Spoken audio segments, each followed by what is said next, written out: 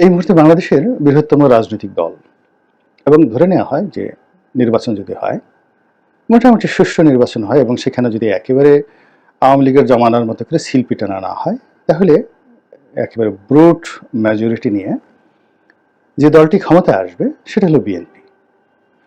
আর যদি আইনশৃঙ্খলা রক্ষাকারী বাহিনী ঠিকমতো কাজ না করে এবং ঠিক নির্বাচনের মাঠটিকে ছেড়ে দেওয়া হয় আল্লাহর ওয়াস্তে, তাহলে বাংলাদেশের ৩০০ আসনে মোটামুটি মাশাল্লাহ বিএনপির প্রার্থীরাই সেখান থেকে ব্যালট বাক্স পূর্ণ করে সংসদে ৩০০ আসন পাওয়ার রেকর্ড তারা তৈরি করে ফেলবে। দু একটা জায়গাতে হাতে গোনা দুর্ঘটনা ঘটে কেউ হলেও হতে পারে, কিন্তু নর্মালি যেটা ব্যাপার হচ্ছে সেটা হলো এখন পুরো জনপদ মানে প্রতিটি নির্বাচনী এলাকায় নেতা কর্মী থেকে শুরু করে সেখানকার যে রাজনৈতিক উইংসগুলো রয়েছে এগুলো এখন সব বিএনপির দখলে। ফলে বিএনপির এই শক্তিমত্তাকে চ্যালেঞ্জ করে কোনো রাজনৈতিক দল, কোনো স্থানীয় যাকে বলা হয় গুন্ডা পান্ডা থেকে শুরু করে প্রশাসনের কেউ এই মুহূর্তে বিএনপির সাথে দ্বন্দ্ব এবং সংঘাতে জড়াবে না। এটা হলো বাস্তবতা। কিন্তু আমাদের মিডিয়া, আমাদের ঢাকা শহর, আমাদের সচিবালয় এবং প্রধান উপদেষ্টার যে কার্যালয়, এই কার্যালয়ে বিএনপির যে গুরুত্ব এবং বিএনপির যে বর্তমান অবস্থা এটা সম্ভবত তারা ওজন করতে পারছেন না। দ্বিতীয়ত, এখানে এই মুহূর্তে যারা ক্ষমতায় আছেন তারা যাদেরকে মনে করেন যে অ্যাপয়েন্টি মানে তাদেরকে যারা নিয়োগ দিয়েছেন তারা হলেন সমন্বয়ক। আমাদের যে জুলাই আগস্ট বিপ্লব হলো, এটি যে ছাত্র আন্দোলন এবং জনতার সম্মিলিত যে আন্দোলনের নেপথ্যে আশেপাশে সকল রাজনৈতিক দল, সাধারণ মানুষ থেকে শুরু করে একেবারে সর্বস্তরের, আমার কাছে তো মনে হয় যে প্রকৃতির যে অবোধ যে প্রাণীগুলো রয়েছে, সেই চড়াই, শালিক, তারপরে শেষে যা আছে সবাই সাহায্যকারী শক্তি হিসেবে এই আন্দোলনকে বেগবান করেছে, এতে কোনো সন্দেহ নেই। তো যাই হোক, যারা আন্দোলনের মাঠে ছিলেন তাদের সবারই ওই দিন একটি প্রাকৃতিক শক্তি এসে গিয়েছিল। 5 তারিখে, 4 তারিখে, 3 তারিখে এই শক্তি সাধারণত তাদের কখনোই ছিল না। এখন সার্জিসের কথা চিন্তা করেন, হাসনাতের কথা চিন্তা করেন, মাহফুজের কথা চিন্তা করেন, বা যারা মন্ত্রী পরিষদে যে দুজন গিয়েছেন মানে উপদেষ্টা মণ্ডলীতে, তাদের কথা চিন্তা করেন। আমরা তাদেরকে চিনতাম না। তাদের সাহস, তাদের শক্তি, তাদের প্রজ্ঞা, তাদের মেধা জাতীয় রাজনীতিতে কখনোই ছাত্রনেতা রূপে কাউন্টেবল তো দূরের কথা, দৃশ্যমানে ছিল না। তারপর তাদের পরিবার, মানে তারা যে পরিবারের সন্তান, সেই পরিবারের তাদের পিতা মাতা থেকে শুরু করে সবাই, কেউ নিম্নবিত্ত পরিবার, কেউ সাধারণ পরিবারের সন্তান। কিন্তু কি হলো, জুলাই মাসের একেবারে 1 তারিখ থেকে, কিংবা জুলাই মাস নয়, ঠিক জুলাই মাসের শেষ সপ্তাহ থেকে এবং আগস্ট মাসের 1 তারিখ থেকে এই সকল নেতৃবৃন্দ তাদের মধ্যে একটা প্রাকৃতিক শক্তি ভর করেছিল এবং এটিকে আমি বলবো ঐশ্বরিক শক্তি। কখনো কখনো ঐশ্বরিক শক্তি মানুষকে মহামানব বানিয়ে ফেলে ওই সময়ের জন্য, কিন্তু পরবর্তীতে আর আসলে সেই শক্তিটা থাকে না।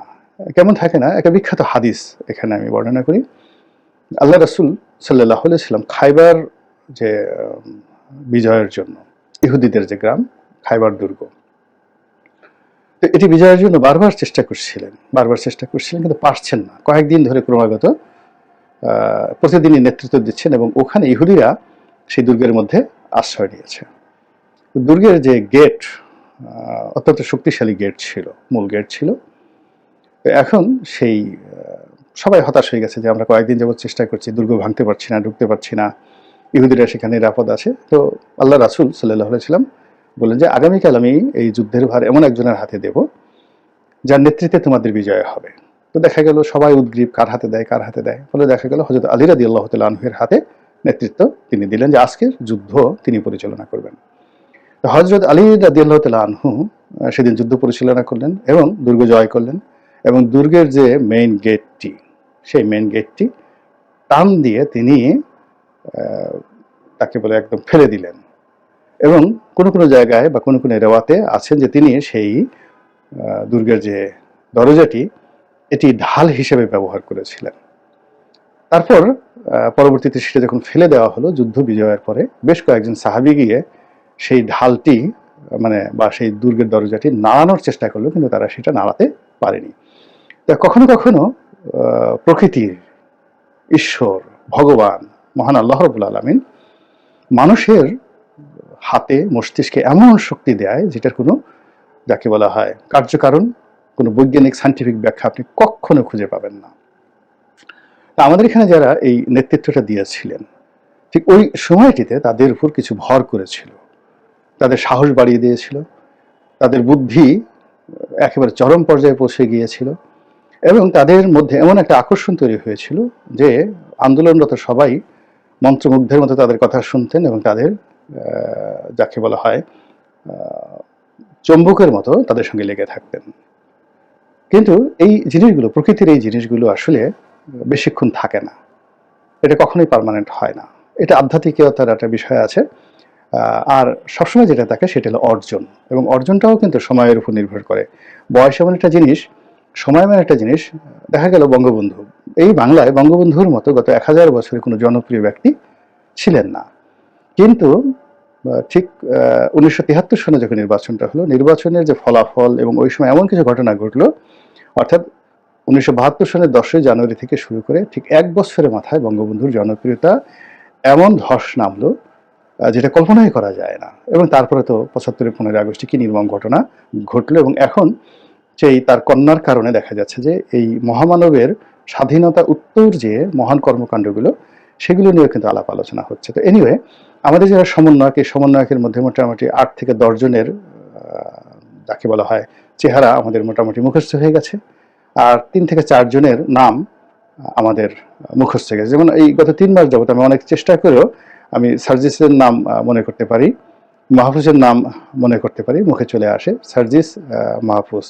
এমনকি এই যে দুজন যে একজন স্পোর্টস উপদেষ্টা আছেন কিংবা আরেকজন আছেন, এই একজনের নাম মধ্যে নাহিদ, মানে ওনাদের নামগুলো আমার ঠিক মনে আসে না। তা আমি এই রেগুলার ইউটিউব করি, তারপরে রাজনৈতিকভাবে সচেতন। আমার যদি এই অবস্থা হয়, তাহলে কেন সাধারণ মানুষের মধ্যে তাদের সম্পর্কে কি ধারণা, অর্থাৎ তারা যদি মনে করেন যে সারা বাংলাদেশ তাদেরকে চিনে ফেলেছে, তাহলে হবে না, প্রশ্নই আসে না। সেই এই যে মেয়েদের মধ্যে একমাত্র আরেকটি মেয়ে যে আছেন, যেমন দেখেন এখনো তার নাম আমার কিন্তু মনে আসছেন না, কিছুক্ষণ আগে মনে আসছিল। এখন এই যে তারা জনগণের মানুষে এই 3 মাসের মধ্যে বা 4 মাসের মধ্যে, জুলাই, আগস্ট, সেপ্টেম্বর, অক্টোবর, এই সময়ের মধ্যে এই 2 থেকে 3টা নাম আমরা খুব মনে করতে পারছি। বাকি নামগুলো আমার ক্ষণে ক্ষণে মনে আসে, কিন্তু সবসময় মনে আসে না। যেমন বাইরে যে 2জন লোক আছেন সমন্বয়ক, সার্জিসের নাম সবসময় আসে ছাত্রলীগ করতে এই কারণে, কিন্তু আরেকজন যিনি আছেন তিনি ওদের যে সমন্বয়কদের তিনি প্রধান, কিন্তু এবং তিনি সার্জিসের চেয়েও আকর্ষণীয় কথাবার্তা সব দিক থেকে, কিন্তু তার নামটা কিন্তু আমার সবসময় মনে আসছে না। কিন্তু আমার স্মরণশক্তি কি দুর্বল? অবশ্যই স্মরণশক্তি দুর্বল নয়, আমি আরো অনেক কিছু স্মরণ রাখতে পারি, কিন্তু এই বিষয়গুলো হলো কি যে আমার মনের মধ্যে তারা কোনো রেখাপাত করতে পারেননি। তো রেখাপাত তারা করতে পারেননি এভাবে সাধারণ মানুষের মধ্যেও যদি আমার অবস্থা এটা হয়, তাহলে সাধারণ মানুষের মধ্যে অবস্থা কি, ক্ষমতার কেন্দ্রে অবস্থা কি?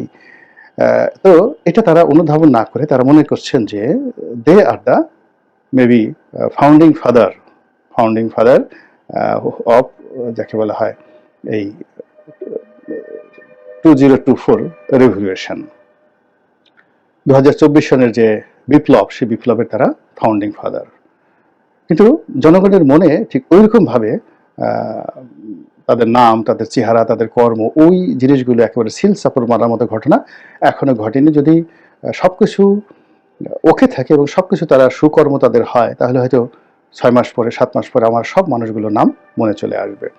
কিন্তু এটা ক্রমশ সুদূর পরাহত হয়ে যাচ্ছে এই কারণে যে তারা কর্ম করার চাইতে বিতর্কমূলক কর্মকাণ্ডে ইতিমধ্যে বেশ খ্যাতি অর্জন করেছেন। তারা যে খুব অন্যায় করেছেন, ভুল করেছেন তা নয়, কিন্তু তাদের যে কথা বলার ধরন, তারা এমন সব কিছু কমেন্ট করছেন, মানে হুকুম দিচ্ছেন, কমেন্ট মানে হুকুম, এমন সব কমেন্ট করছেন যেখানে মন্তব্য, এমন সব মন্তব্য করছেন যেগুলো আমাদের এই সমাজের সাধারণ মানুষ মেনে নিতে পারছেন না। এটাকে অনেকে অকালপাক্য বলার চেষ্টা করছেন, অনেকে এটাকে ঔদ্ধত্য বলার চেষ্টা করছেন, বেয়াদবি বলার চেষ্টা করছেন, অনভিজ্ঞতা বলার চেষ্টা করছেন, কিন্তু সমালোচনা হচ্ছে। এবং তারা যে কাজটা করছে সেটা হলো দেশের সকল রাজনৈতিক শক্তিগুলোকে, বৃহত্তর রাজনৈতিক শক্তিগুলোকে খেপিয়ে তুলেছেন। একটা সময় তাদেরকে নিয়ে খুব গর্ব করত জামায়াত ইসলামী, কিন্তু দেখা গেল এই মাস্টার মাইন্ড হয়ে গেছেন। তারপরে শেষে গৃহযুদ্ধের ডাক দিয়েছেন, মাহফুজ যে সকল কথাবার্তা বলছেন, তারপর যে সকল তাত্ত্বিক বিষয়াদি তিনি বর্ণনা করার চেষ্টা করছেন, এগুলো রীতিমতো বিরক্তি উদ্রেক করেছে।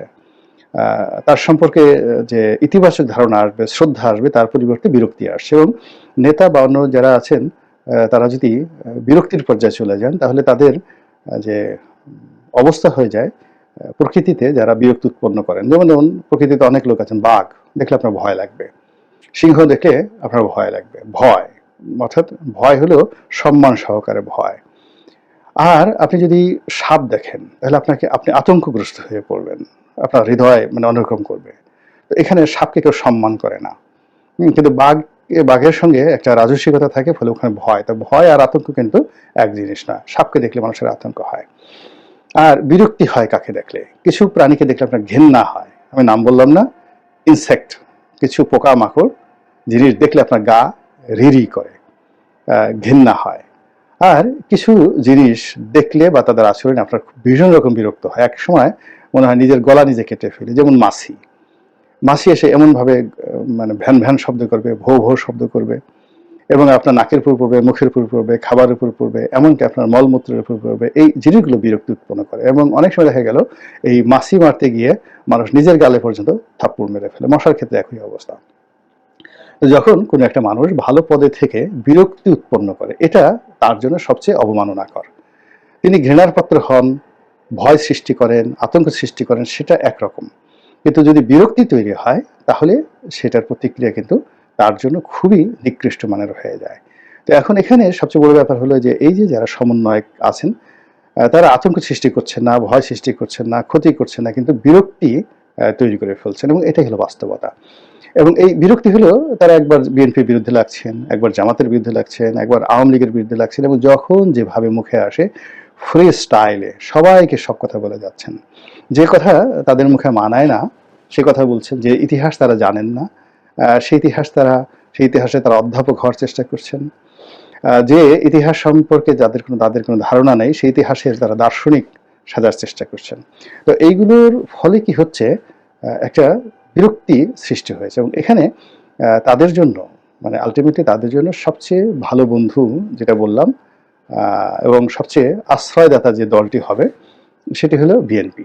এর কারণ হলো তাদের যে শত্রু, যাদেরকে তারা উচ্ছেদ করেছে, সেটা হলো আওয়ামী লীগ। এখন আওয়ামী লীগ হয়তো 2-4-10 বছরে রাজনৈতিকভাবে প্রতিষ্ঠা পাবে না, কিন্তু তাদের অর্থ আছে, অস্ত্র আছে, ক্ষমতা আছে, এবং সামাজিক তাদের একটা স্বীকৃতি আছে। তো সেই সামাজিক স্বীকৃতি নিয়ে এই যে এখন যারা আন্দোলনের সঙ্গে সারা বাংলাদেশে জড়িত, এই গরম ভাব আজ থেকে 6 মাস পরে থাকবে না। কিন্তু ওই যে সমাজের যারা প্রভাবশালী যারা লোকজন রয়েছেন, তারা যাকে বলা হয় ওই ছাত্রদেরকে যখন তাদের স্থানীয়ভাবে প্রেশার ক্রিয়েট করবে, তখন ওটা সামাল দেওয়ার মতো অবস্থা তাদের থাকবে না। জাস্ট একটা ছোট উদাহরণ দিই। যেমন ধরুন, ঢাকা বিশ্ববিদ্যালয়ের সানাউল হক নিরু এক সময়ের খুব নামকরা ছাত্রনেতা ছিলেন। এখন বিএনপির কোনো পদবিতে নেই, কিছু নেই। কিন্তু once upon a time he was a gangster, he was a superstar, he was a grand leader, যেভাবে বলেন এখানে, অস্ত্রবাজি বলেন, মাস্তানি বলেন, সবকিছু বলেন। এখন সে একেবারে ভদ্রলোক, সারাদিন আল্লাহ বিল্লাহ করেন, নামাজ কালাম পড়েন, সবকিছু করেন।